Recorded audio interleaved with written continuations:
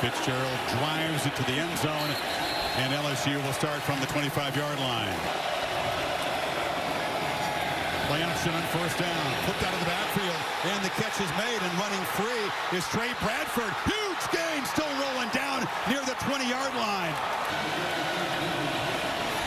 Daniels on the move, flips it short to Taylor, and the tight end makes a man miss and bangs down inside the 5-yard line. Keeper Daniels makes a cut. He is wrapped up immediately on the edge by Patrick Payton. No gain, and it's third and going. A flag comes out on the tackle. After the play, personal foul, unnecessary roughness, number 11, defense. Fourth down from the 2-yard line. Daniels scanning, now trying to create. He'll be dropped back at the 15. The sack is made by D.J. Lundy. Toafili is the back. LSU just rushes 3 and drops a bunch of guys into coverage, and he squeezes the ball into Johnny Wilson. Very calm back there. They pick up the pressure, and again, finds Wilson in space, and that's a second first down catch for the big fella. Play clock at 2. Travis flushed. Looking for help. Delivers underneath. It's Wilson again. And Wilson has now made 3 catches, all of them for first downs. Travis has been dialed in on third down tonight. There's a slant on first down. Catch made by Coleman. Deion Coleman, his first touchdown as a Seminole.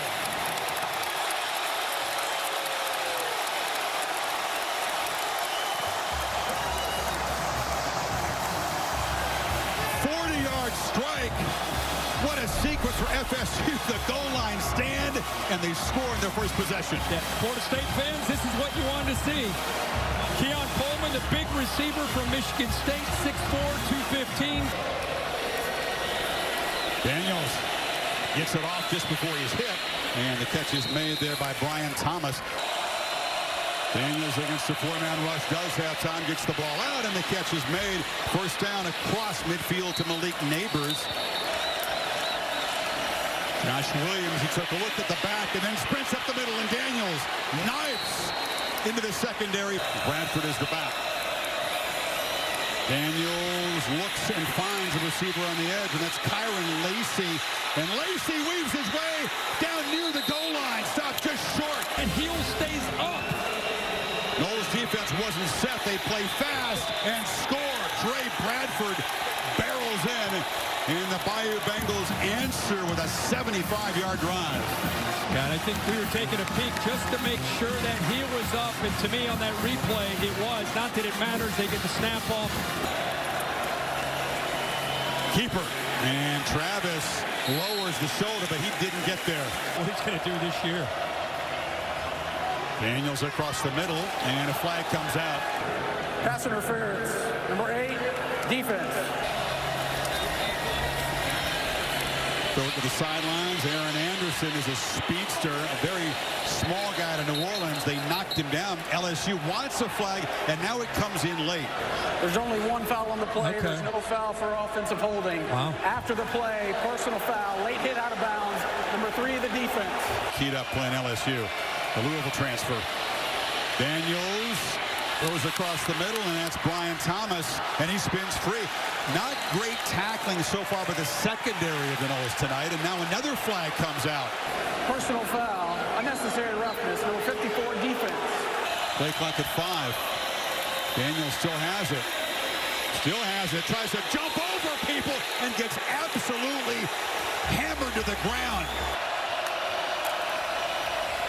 Instead, it's Daniels with a keeper, and they swarm him. Another 4th down stop by the Seminoles. Shaheem Brown made the tackle.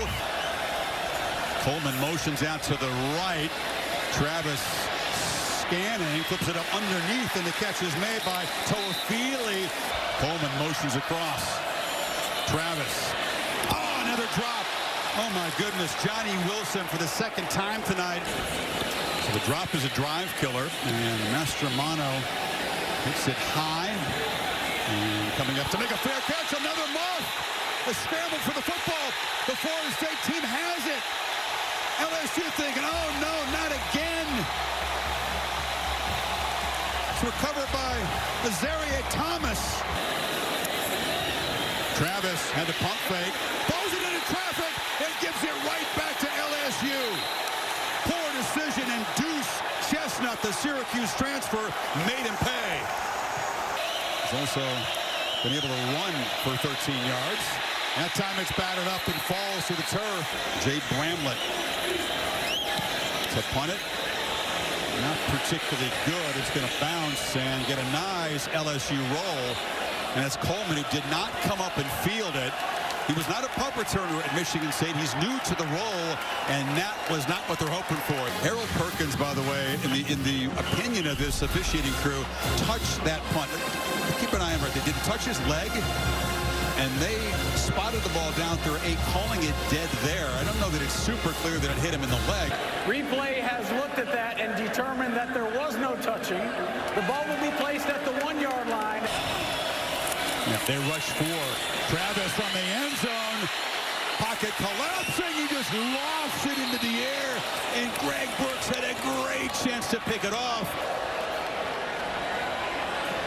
And he escapes. And Daniels right down the middle of the field. Makes a man miss. And is finally dragged down at the 11. Straight keeper. Daniels fights down near the goal line, doesn't get there, but it's 1st and goal. Kane again, this time he dives into the end zone, and LSU takes the lead, making use of that great field position, 50 yards in 4 quick plays. LSU backs out. Now late pressure off the edge. It's picked up, and a dart across the middle, and that time big fella makes the catch, and Wilson dragging folks into LSU territory. LSU rushing only 3, playing coverage. Travis has plenty of time and delivers a shot in the middle to Winston Wright Jr. Sneak. Travis fighting. 2nd, 3rd effort does get the first down at the 21.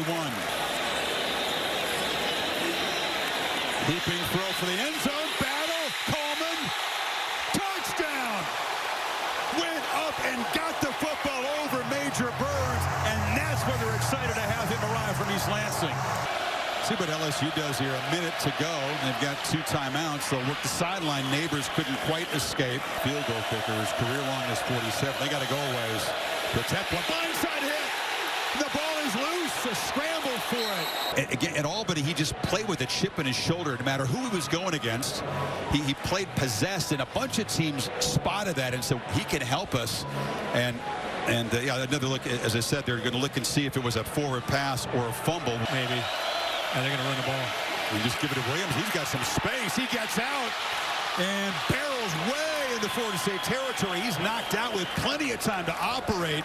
Neighbors comes across in motion. Daniels is looking to his left, delivers a long throw, and wide open is Brian Thomas. They lost him. Cypress backs off a little bit on 3rd and 10. Daniels does not want to take a sack here and just throws it away. No problem. LSU in less than a minute before halftime drives it 67 yards in 10 quick plays.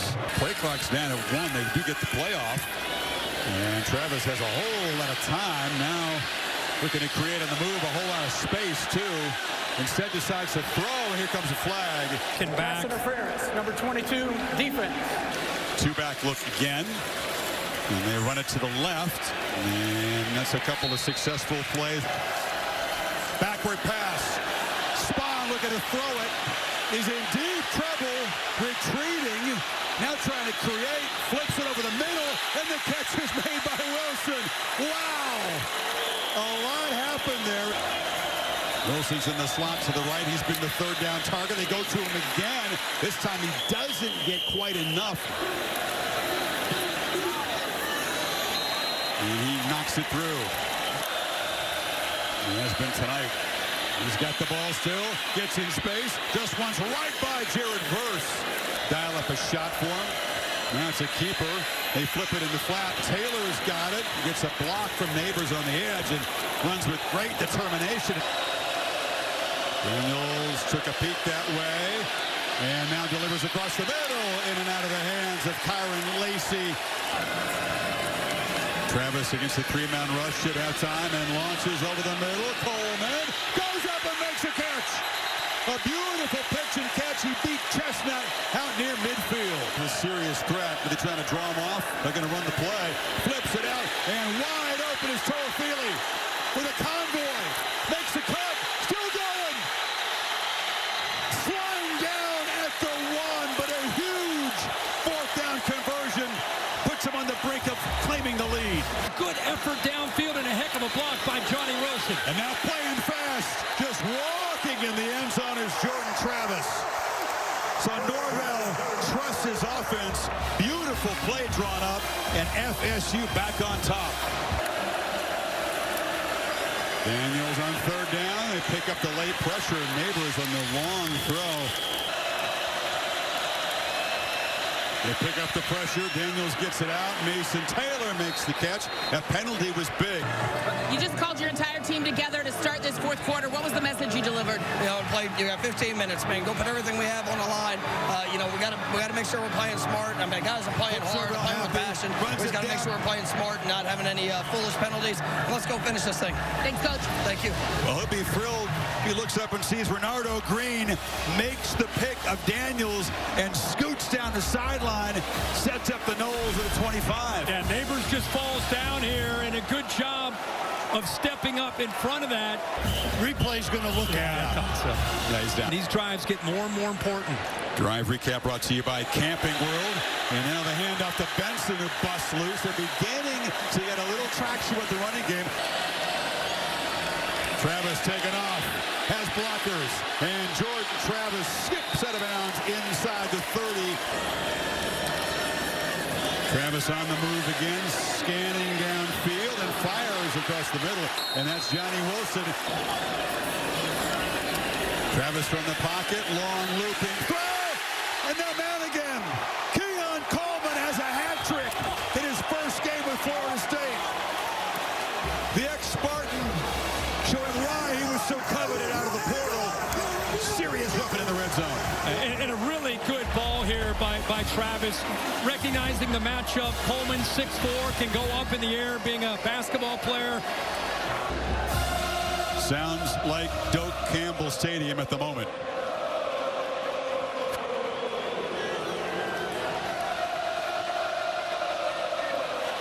Dragged down is Bradford. Gilbert Edmond, one of those reserves. One of the guys up front, 2nd and 15. Daniels flushed. And he'll be dragged down at the 11, going backwards. Joshua Farmer made the play. But going crazy here now. Again, the two-back set that's been so effective getting the ground game going here in the second half. And picking his way through is Benson and just powering for a 12-yard gain into LSU territory. The chemistry. It's a good point, Holly. Here's Travis on the move, and he flips it wide open. Bell makes an impact play as a receiver. And Florida State may have just stuck the dagger in LSU. He said he'd been a blocker, he'd been a decoy, but he's so capable of that kind of play. At the beginning of it last year and a continuation now this year. Daniels just trying to desperately create a big play to make a dent in this lead. Neighbors makes the catch, and he's ushered out at the 37. If he was the right guy, he just kept making changes to the point that they are where they are now. Daniels escapes and scoots for a first down. He'll get out of bounds. 4th down and 4. Daniels flips it across the middle. Catch made. No first down. Lacey stopped by Tatum Bethune, and the Noles get yet another turnover on downs, and that should do it. But with a 3-point halftime lead, just got completely out of hand. FSU more physical, just banging around, bullying LSU here in the second half. We haven't said Colorado on TV. And in a good way. No. Travis weaving down. He's still running hard. Lowers the shoulder. I want to know. Down inside the 5. He volunteered to change positions. And around, banging into the end zone. And they tack on more. That's Jaheim Bell, who scores as a runner after the touchdown catch earlier. Hello. And how about how he went into the end zone right over Zy Alexander, the corner, who just happened to accidentally get in the way. I'll shut up so you can get the audio because that's part of it. They are full voice here. There's a long throw, and the catch is made by Brian Thomas, who escapes.